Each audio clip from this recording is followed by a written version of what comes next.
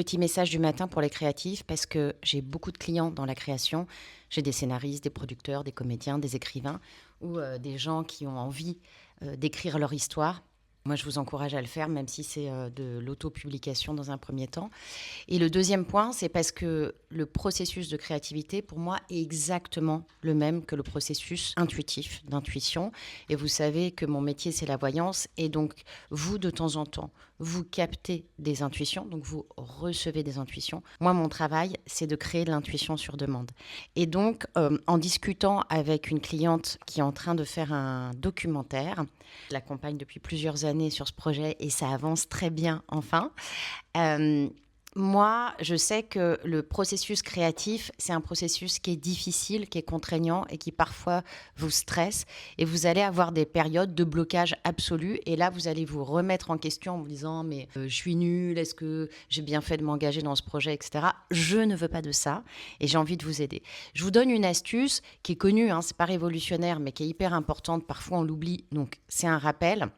Quand vous êtes sur un projet créatif, bien sûr qu'il y a des moments, des plages horaires où vous allez vous dire, bah, là j'écris, j'en sais rien, 1 heure ou 2 sur le projet.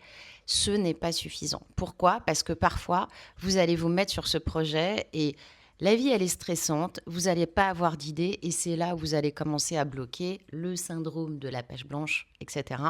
Et ça va vous remettre en question alors qu'il ne faudrait pas. Mon conseil, c'est une petite astuce ultra facile à mettre en place et je l'utilise aussi en intuition. Utilisez le bloc-notes de votre téléphone. Vous avez un bloc-notes soit écrit, soit audio. Et puis, vous pouvez faire des photos aussi d'ailleurs. Essayez de vivre en permanence avec votre projet. C'est-à-dire que de temps en temps, dans la journée, vous y pensez. Et si vous avez une idée qui pop-up, vous la notez tout de suite parce que vous allez la perdre. Pourquoi? Parce que ça fonctionne comme l'intuition. L'intuition, c'est comme si j'étais une radio. J'arrive à capter une fréquence, je la perds, je la capte, je la perds. Dans une séance, c'est comme ça. C'est pas juste je mets l'intuition sur on et ensuite sur off à la fin de la consultation.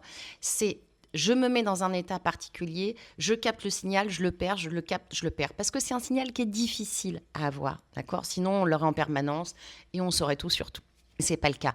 Donc vous, dès que vous avez des petits moments comme ça qui pop-up, il faut les noter parce que sur les intuitions, la mémoire, elle est mauvaise, à part des intuitions ultra fortes, de trucs graves, où là, on s'en souvient, mais sinon, on oublie vite. Et c'est pour ça que quand vous écoutez des biographies d'artistes, de créateurs, de grands entrepreneurs, en fait, ils prennent des notes tout le temps. Donc ça, c'est important, et ça va vous débloquer, et ça va vous rassurer sur votre capacité à mener à bien votre projet créatif.